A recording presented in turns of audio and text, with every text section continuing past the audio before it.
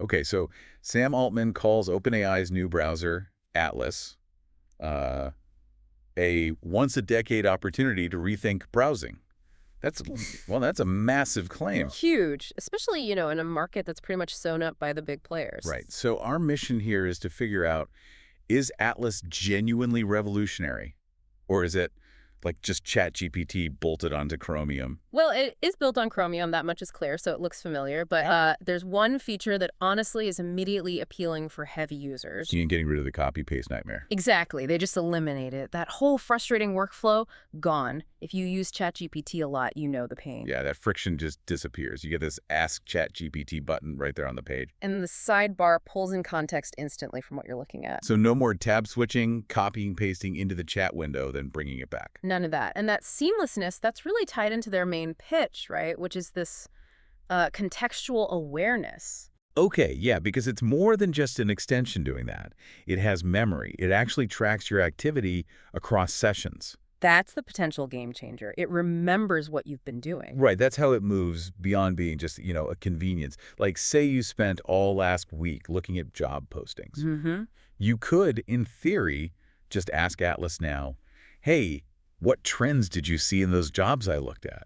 To help prep for an interview or something. Yeah, your regular browser is completely blind to that kind of history, that deeper activity. It doesn't connect the dots. And that memory, that context Yeah. that leads into this agent mode they talk about. Exactly. That's the foundation for it. And look, for simple things, it works great.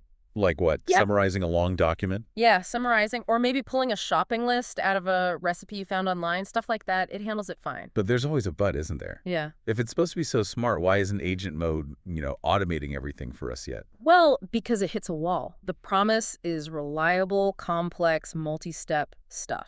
But when you ask it to do something genuinely complicated, like filling out a detailed visa form automatically, or booking tricky flights with connections, It falls over. it struggles. Reliability just isn't quite there yet for those really complex automations. It works, sort of, until it doesn't. Okay, so let's get to the core problem here. It looks like Chrome because, yeah, it's Chromium. But that's not the real issue. No, the familiarity is probably a plus. The issue is this paradox. Mm-hmm. It fixes the copy-paste hassle, but then it seems like it can't actually remember things consistently, like last month's vacation searches. Yeah, that VentureBeat test was pretty damning. Tell me about it. Well, they had someone import their history, search for specific travel stuff daily for a whole month, building up that context, I right? think that's exactly what the memory is for. Exactly. But when they asked Atlas to recall those specific searches, nothing. Claimed it had no memory of them. Oof. So if that core personalization promise breaks down on recent repeated searches, what's the point? The whole value proposition kind of evaporates, doesn't it? If the memory isn't reliable. And they're trying to launch this into just a brutal market. I mean, Chrome has, what, 72% market share globally? 72%. It's not just competition, it's practically a monopoly.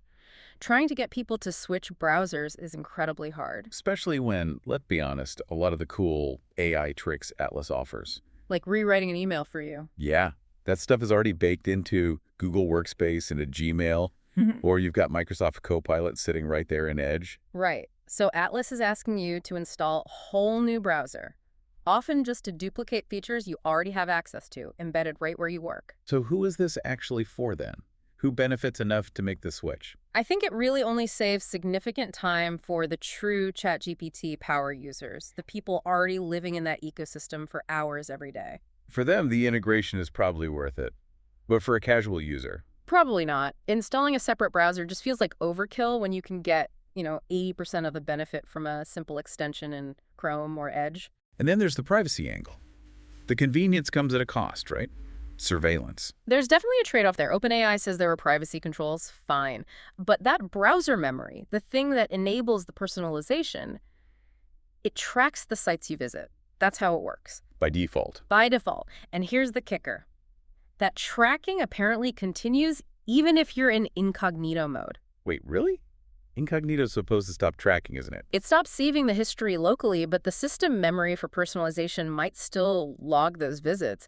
Users really need to consciously think about that default setting. So stepping back, Atlas isn't just a browser, is it? It feels bigger than that. Oh, for sure. This is OpenAI showing its hand. It's about platform ambition. They want an entire ecosystem. The chatbot, Sora for video, developer tools, and now the browser as the They interface. want to be the platform you operate on. Exactly. It's a bold strategy, no doubt. But entering such a mature market with really high switching costs, it's a tough hill to climb. Okay, so final thought then for you listening. Given this super crowded market, given that AI is already everywhere in Chrome and Edge, what killer feature, what absolutely undeniable advantage does Atlas need in version 2 to actually make people go through the pain of switching away from that 72% giant? What would it take for you to uninstall Chrome?